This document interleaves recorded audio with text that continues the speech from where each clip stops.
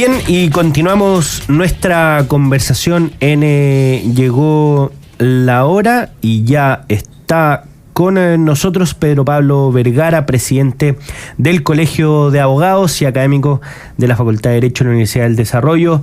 Pedro Pablo, bienvenido a esta edición de Llegó la Hora. Bienvenido, Pedro Pablo. Hola, buenas tardes, muchas gracias. Bueno, empecemos con el tema que ha estado en la polémica, que esta decisión que han tomado como colegio de iniciar este proceso contra Juan Pablo Hermosilla a propósito de esta famosa lista de los 28 autoridades o ex autoridades que tuvieron comunicación con el abogado Luis Hermosilla a propósito que se dio a conocer a propósito del famoso caso Audios. Cuéntanos un poco de qué se trata esta iniciativa y qué es lo que busca, porque obviamente es un colegio profesional y puede establecer sanciones éticas, pero no tendría implicancias, por ejemplo, en ejercicio de la profesión o algo por el estilo. Bueno, efectivamente, son sanciones de carácter ético, eminentes morales y que no le impiden el ejercicio de la profesión.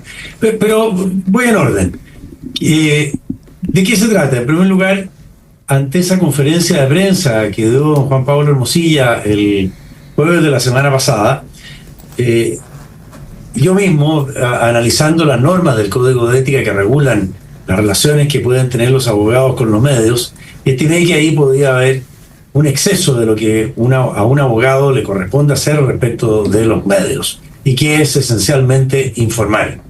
Y yo mismo observé de lo que ahí se decía, un listado de nombres y unas acusaciones que no eran tales, en fin, que podía tratarse de una actuación que no tenía por objeto meramente informar, sino que un carácter más bien estratégico, y eso podría no ser aceptable que se haga a través de la prensa.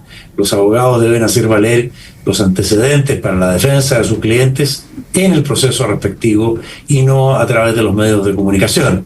Como lo decimos habitualmente, los abogados no debemos litigar por la prensa. ¿Qué efectos puede tener eso? Bueno, se trata por el momento simplemente de una investigación. No estoy yo, ni corresponde que lo haga, formulando ningún cargo. Lo que he solicitado al vicepresidente, la vicepresidente del colegio, que es la encargada de la supervigilancia de la oficina de instrucción, la que investiga las causas éticas, que recopile todos los antecedentes para determinar exactamente qué fue lo que ocurrió. Y la vicepresidenta y el instructor son los que verán si es que hay eventualmente una infracción ética, y si la hay, ellos tienen que continuar tienen que formular cargos, y eso continuaría ante un órgano independiente del colegio, que es el Tribunal de Ética.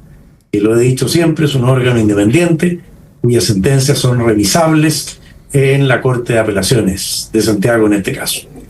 Y la sanción que esto puede traer, sí, son efectivamente relacionadas únicamente con la calidad que tiene el abogado como miembro del colegio. Pero si bien se trata de sanciones morales, ellas tienen un efecto que sin lugar a dudas importa a los abogados que son asociados a nuestro colegio. No es menor que un abogado sea sancionado éticamente por sus pares. Efectivamente. Pedro Pablo, yo te quería preguntar precisamente por eso, porque para quienes no tal vez no conocen cómo funciona todo esto de la perspectiva de ser abogado, el colegio de abogados, estamos viendo el caso Hermosilla por algún lado, que en el fondo tenemos a Luis Hermosilla con los audios y tal vez, todo lo que se tiene que investigar, pero lo que tú mencionas en cuanto a lo ético tiene que ver con la estrategia de Juan Pablo Hermosilla. ¿Quién es el sancionado éticamente y cuáles son las diferencias que tiene que hacer la gente que nos está escuchando para entender dónde están las sanciones, dónde está lo judicial, dónde está lo ético, dónde está el rol del abogado aquí como el abogado defensor, o simplemente quien hoy día está enfrentando un juicio que es abogado y tienen alcance a ellos porque son hermanos?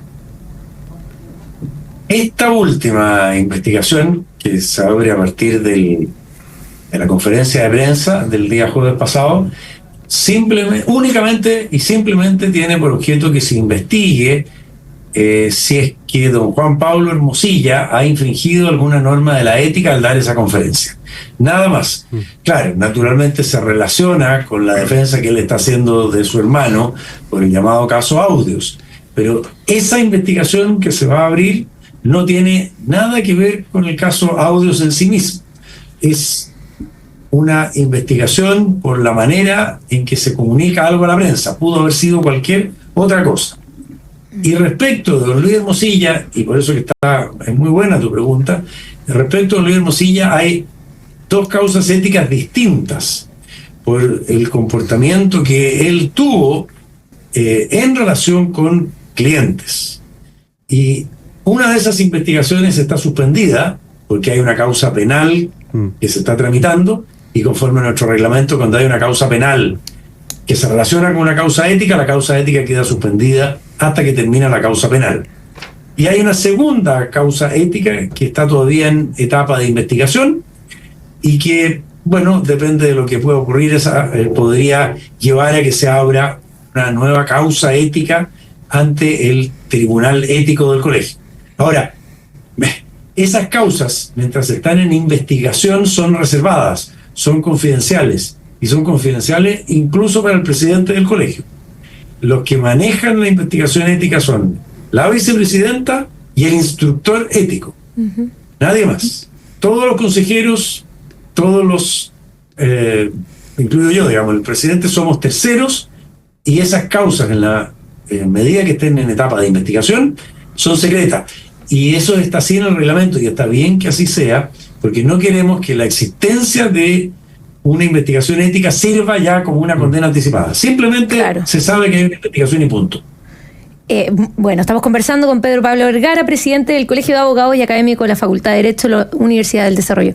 Pedro Pablo, te quería preguntar, quería seguir un poco en esa línea para ir entendiendo, porque esta relación, en este caso particular de Juan Pablo Hermosilla con los medios de comunicación, pareciera no ser algo nuevo, sobre todo que Juan Pablo Hermosilla en general lleva casos a través de la Fundación para la Confianza u otros, que son de alta connotación pública, que son bien mostrados y difundidos por los medios. ¿Tiene relación esto o se está viendo este caso en particular, o aquí hay una forma en general de operar entre los casos y las leyes y la prensa?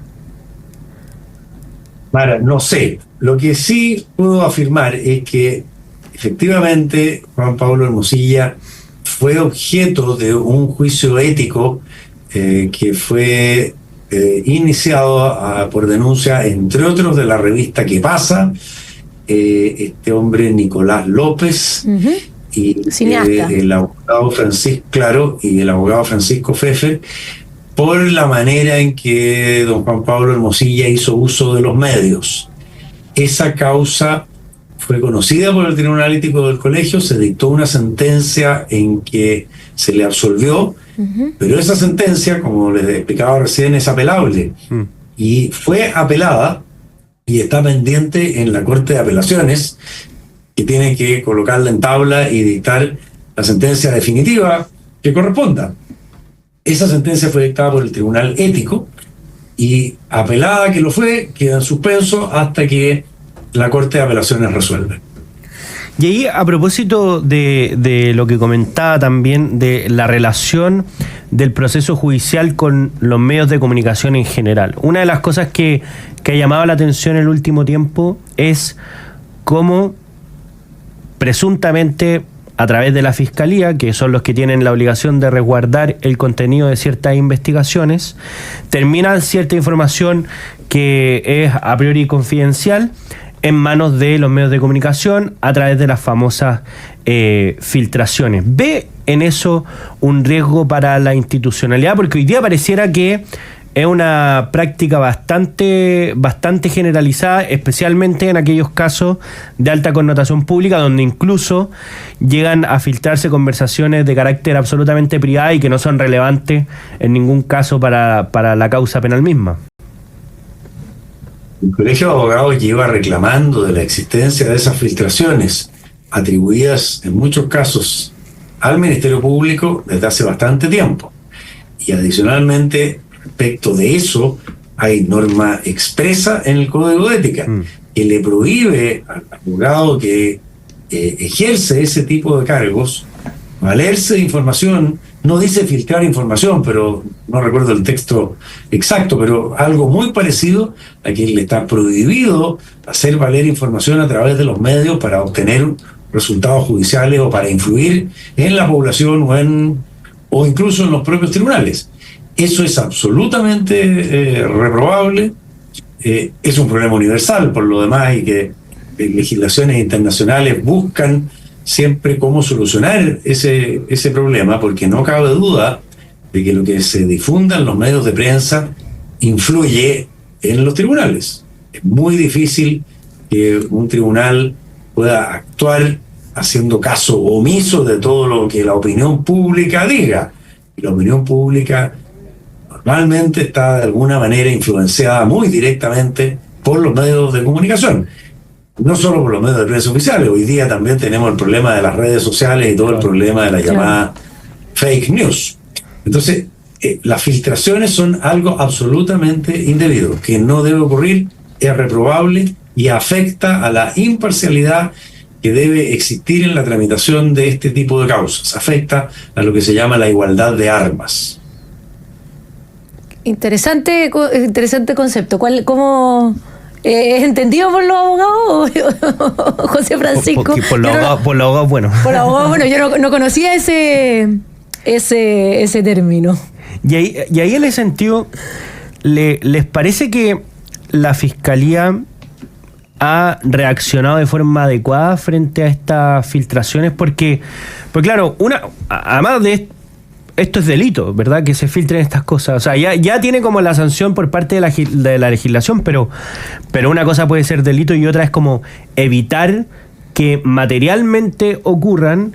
Y la verdad es que, esto lo digo a propósito de otro caso famoso en el último tiempo, pero cuando se dio a conocer el caso Monsalve, vieron quiénes eran las personas que podían ingresar a la carpeta investigativa y sorprendieron a un alumno en práctica de la región de Coquimbo que había entrado a la plataforma del Ministerio Público a acceder a la carpeta investigativa. Entonces, eso dice que materialmente, incluso en causas que debieran guardar un especial secreto, no se está cumpliendo materialmente esa prohibición. El fiscal Valencia hace algún tiempo, diría que podría haber sido hace un par de meses atrás, invitó al colegio y a una serie de otras instituciones vinculadas a la defensa de personas, la Defensoría Penal Pública, entre otros, a una reunión en las oficinas del Ministerio Público para darnos a conocer la preocupación que tenía el fiscal nacional por estas filtraciones, por el acceso no autorizado de terceros a las carpetas investigativas, en fin. Y nos comentó que habían implementado y empezaba ya a funcionar un software que iba a tener por objeto precisamente buscar la trazabilidad de la información que diera la Fiscalía. De modo que esto que estamos viendo, ¿no es cierto? Si se filtraba algo, si algo se sabía, se pudiera determinar cómo sabía, o sea, si es que se originaba o no de la Fiscalía. Claro. Porque ¿qué es lo que ocurre normalmente? Porque siempre que se imputa a alguien que ha filtrado información, como los que tienen accesos a los procesos de investigación son la Fiscalía, los abogados defensores, en fin, los intervinientes, entonces es muy fácil que todos le echen la culpa al otro. Y entonces la Fiscalía había desarrollado un software hace algún tiempo y que empezaba ahora a emplearse, que iba a establecer de dónde había salido la información, de modo de poder saber si es que había algo filtrado, si es que lo había filtrado la Fiscalía o si lo había filtrado otro. Así que es una preocupación del Ministerio Público, del fiscal nacional, digamos, del jefe del servicio. Ahora, que eso dé resultados o no, bueno, lo tendremos que ver. Aparentemente algunos ya ha dado, por lo que tú mismo me dices, ¿no? Bueno, estaremos atentos. Esta es una historia que tiene harto tiempo más para ir mirando qué pasa. Bueno, queríamos agradecer a Pedro Pablo Vergara, presidente del Colegio de Abogados y académico de la Facultad de Derecho de la Universidad del Desarrollo. Muchas gracias, Pedro Pablo, por haber estado con nosotros aquí en Llegó la Hora. Encantado. Buenas tardes. Muy buenas tardes. Nosotros